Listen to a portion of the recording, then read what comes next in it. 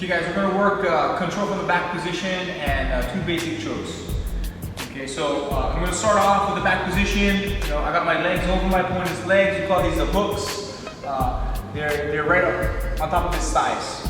Okay, we typically go with a harness grip or a seatbelt grip. Okay, one hand goes under his arm, the other one goes over. Okay, because the legs are basically identical, it's the arm position that will dictate which way your opponent can escape.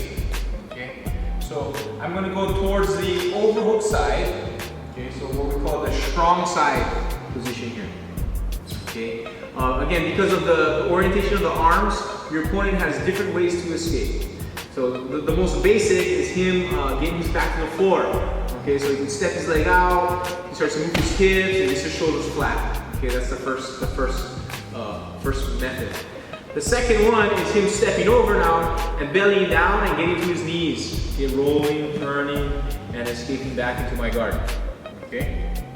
So, with the strong side grip, to prevent your opponent getting his back to the floor, we're first going to block his hip. Okay, so I take my top hook out, I'll kick his leg forward, and went over the hip and I'm crossing my feet. Okay, so when I cross my legs here, I prevent him from getting his back to the floor. Okay, so my opponent tries to get his back to the floor, and his leg is blocked now. His hip is blocked with my legs. To prevent now the belly down, I'm going to move my grip from his neck up to the shoulder. So I'm hugging his chest. You're welcome to even just hook the shoulder here. Okay, this grip alone now prevents him from turning his belly to the ground.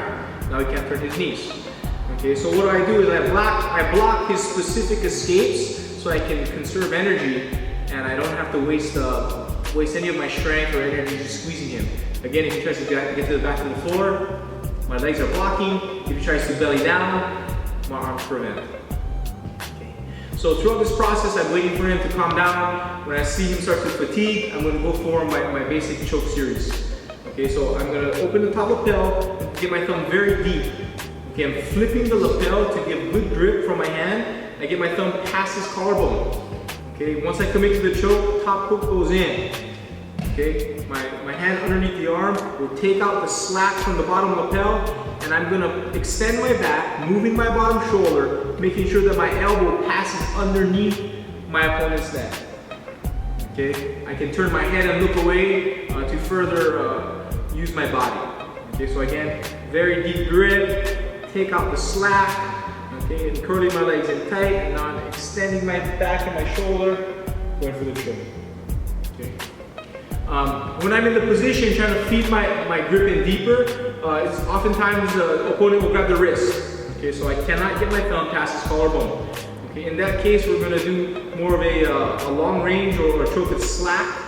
Okay, we're going to do a modified bow and arrow choke. So my top leg pulls his top leg back. I reach below my leg and I grab anywhere on his hip or his pants. Okay, I lean forward, get to my elbow, move my back away to create space, curl my hooks in, I extend my back now for a modified bow and arrow choke. I have a lot of extension over here, a lot of leverage, and just keep going until he taps. Again, I'm going for the choke. It defends that wrist, I can't get past the collarbone. Okay, pull the top leg back, make my grip. Leaning forward, extending my body away, hips forward, back extension, and finish. So again, when I'm maintaining, when I'm looking for control, I'm over the top. I got my seatbelt grip, controlling the shoulder. Once I achieve my grip, okay, my opponent dictates whether I finish with the short choke or the long choke.